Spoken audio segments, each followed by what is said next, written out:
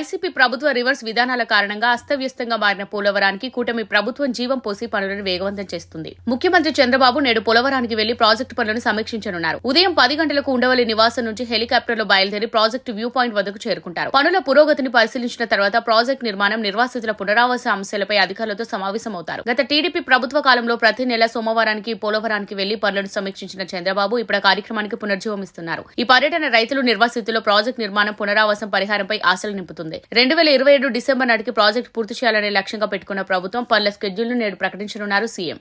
Diaphragm wall, earth cum rock fill dam వంటి ముఖ్య పనులకు ప్రాధాన్యమిస్తూ గైడ్ బండ్ ను పునర్నిర్మాణం చేయడానికి ప్రణాళికలు రూపొందించారు. స్పిల్ ఛానల్ కాంక్రీట్ పనులు, ఐకానిక్ వంతెన నిర్మాణం గురించి త్వరితగతిన పూర్తి చేయాలని నిర్ణయించారు. నిర్వాసితుల పునరావాసం కోసం ఉమ్మడి పశ్చిమ గోదావరి జిల్లాలో 13 కాలనీలు నిర్మించేందుకు ప్రణాళిక చేయబడింది. అయితే వైసీపీ ప్రభుత్వ కాలంలో గుత్తేదారులకు బిల్లులు చెల్లించకపోవడంతో ఈ పనులు నిలిచిపోయాయి. దీంతో నిరాశ్రయులైన 19 గ్రామాల ప్రజలకు తగిన సౌకర్యాలు లేని అసంపూర్ణ కాలనీలతో బాధలు ఎదురవుతున్నాయి. డ్రైనేజీ, తాగునీరు, రోడ్లు, ఆసుపత్రి, పాఠశాలలు వంటి మౌలిక సదుపాయాలు లేక ప్రజలు ఇబ్బందులు పడుతున్నారు. వైసీపీ ప్రభుత్వం 3 ఏళ్లుగా గుత్తేదారులకు 210 కోట్ల బకాయిలను నిలిపివేసింది. తాజా కూటమి ప్రభుత్వం ఈ ఏడాది పాత బకాయిల చెల్లింపులతో పాటు పునరావాసానికి 502 కోట్లను కేటాయించింది. నేటి పర్యటనలో సీఎం చంద్రబాబు పరిహార చెల్లింపులపై ప్రకటన చేసే అవకాశం ఉంది. ప్రాజెక్టు పరిధిలో 12,000 ఎకరాల భూమి సేకరించి 25,000 కుటుంబాలను నిర్వాసితులుగా గుర్తించారు. వీరిలో 44 గ్రామాలకు చెందిన 10,000 కుటుంబాలు 41.15 కాంటూరు పరిధిలో ఉన్నాయి. గత టీడీపీ ప్రభుత్వ హయాంలో 72% ప్రాజెక్టు పనులు పూర్తయ్యాయి. ప్రాజెక్టు పూర్తయితే ఉమ్మడి పశ్చిమ గోదావరి జిల్లాలో 17 మండలాలు, రాష్ట్ర వ్యాప్తంగా 54 మండలాల్లోని 7.2 లక్షల ఎకరాల పంట భూములకు సాగునీరు అందించొచ్చు.